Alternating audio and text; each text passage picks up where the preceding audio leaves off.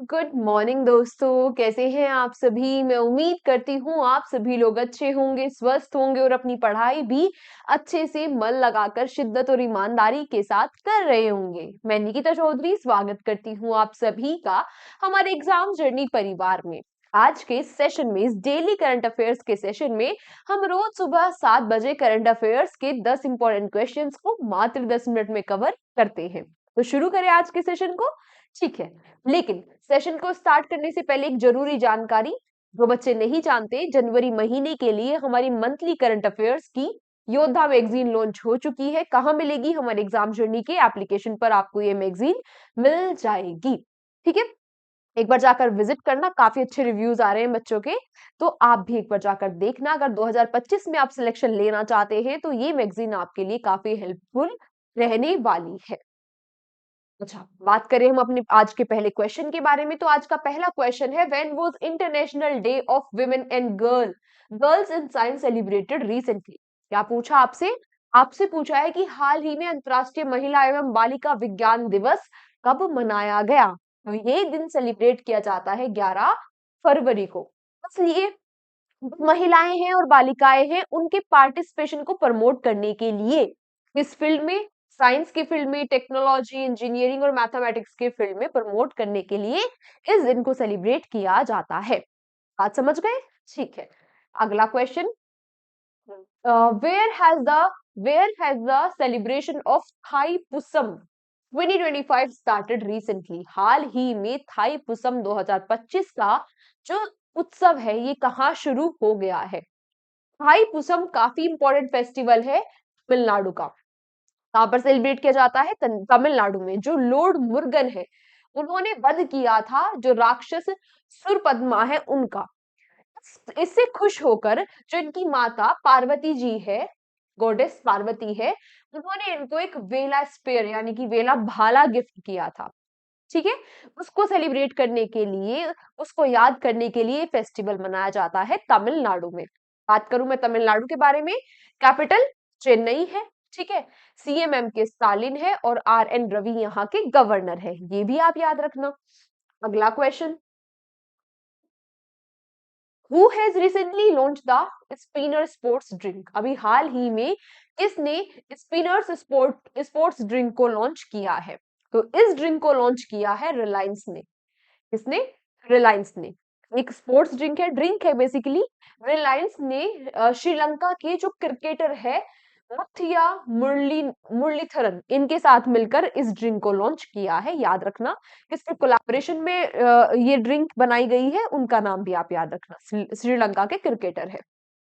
अगला question, what has HAL recently changed the name of the training aircraft HJT-36। अभी हाल ही में जो HAL यानी कि हिंदुस्तान एरोनॉटिक्स लिमिटेड है, इसने अपने परीक्षण विमान HJT-36 का नाम बदलकर क्या रखा है? तो इस एयरक्राफ्ट, इस ट्रेनिंग एयरक्राफ्ट का नाम बदलकर कर दिया गया है, क्या कर दिया गया है? यशस। यशस। ठीक है, इसका नाम पहले क्या हुआ करता था? Hindustan jet trainer 36। अब इसका नाम हो गया है यशस। ठीक है, याद रखना। अगला question, who is organized the who is organize the donate organ save lives initiative recently. अभी हाल ही में वो कौन है? वो कौन है या कौन सी संस्था है जिसने लॉन्च किया है donate organ save lives initiative को? किसने लॉन्च किया है इस पहल को?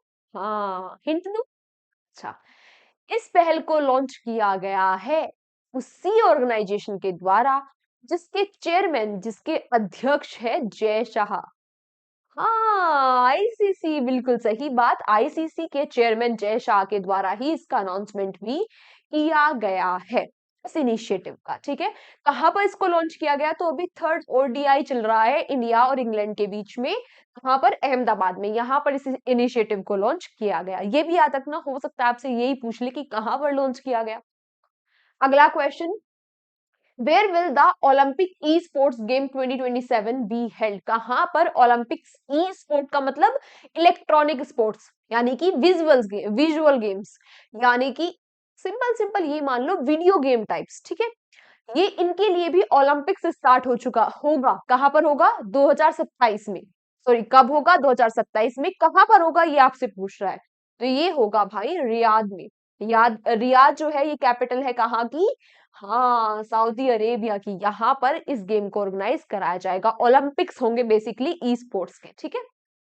अगला क्वेश्चन, और इसके लिए अनाउंसमेंट की है इंटरनेशनल ओलंपिक्स कमेटी आईओसी ने। अगला question, recently who has won the Rotterdam Open 2025 title। अभी हाल ही में किसने रोटरडम 2025 रोटरडम ओपन 2025 का खिताब किसने जीत लिया है, आपसे ये पूछ रहा है।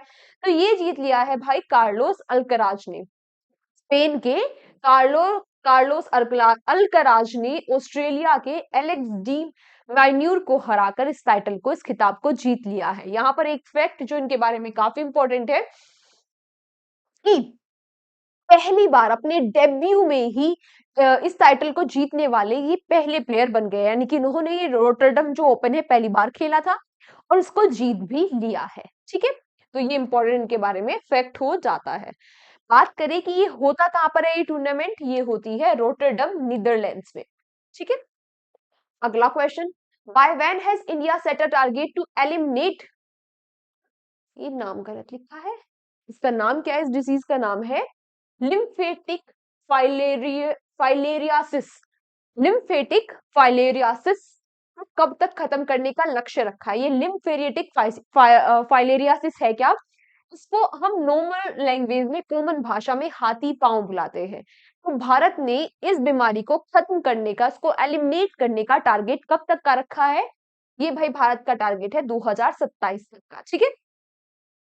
अगला question, Which medal has Pankaj Adani won recently in the Indian Snookers Championship। अभी हाल ही में पंकज अडानी ने भारतीय स्नूकर्स चैंपियनशिप में कौन सा मेडल जीता है।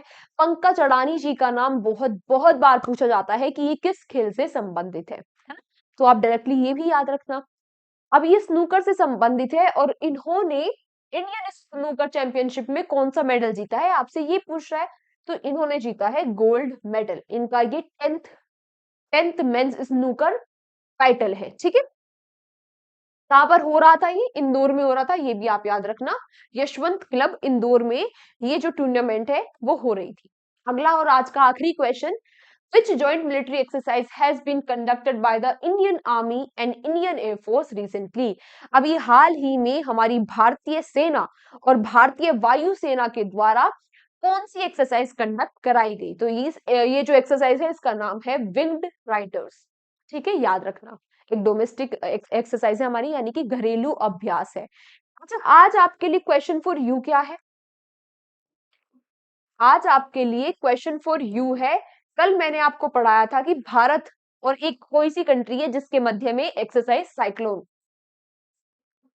ये जो साइक्लोन एक्सरसाइज है ये भारत और किस कंट्री के मध्य में होती है, ये आज आपको मुझे कमेंट बॉक्स में बताना है। सभी बच्चे जरूर जरूर जरूर से आंसर करना, इंपॉर्टेंट क्वेश्चन है, आप बताना।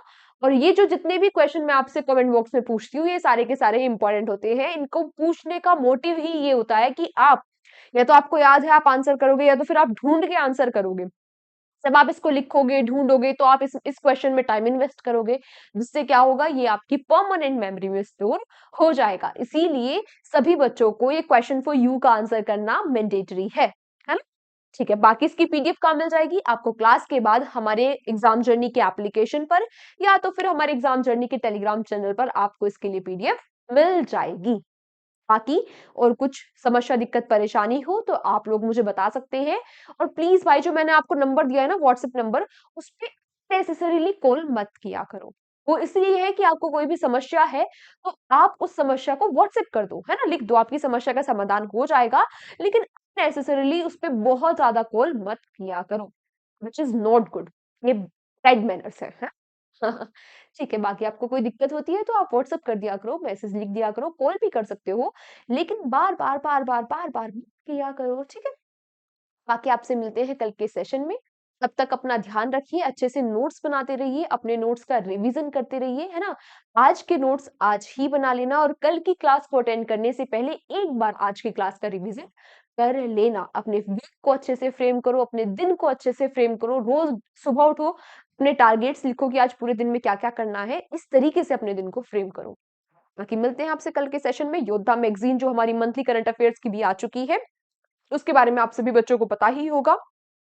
और आप सभी बच्चे जो डेली करंट अफेयर्स की क्लास अटेंड कर रहे हो, उनके लिए भी वो सुपर डुपर इम्पोर्टेंट है।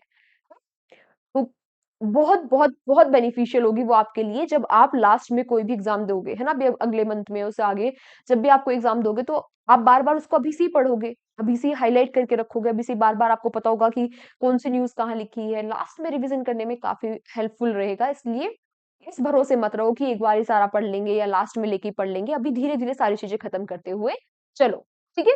बाकी मिलते हैं आपसे कल के सेशन में, तब तक अपनी हेल्थ का ध्यान रखो, अपना ध्यान रखो, अपने बड़ों का सम्मान करो, अच्छे से ईमानदारी, शिद्दत के साथ पढ़ाई करते रहो, अपने छोटों को प्यार करो। बाकी बस इतना ही करना है। Take care, bye-bye.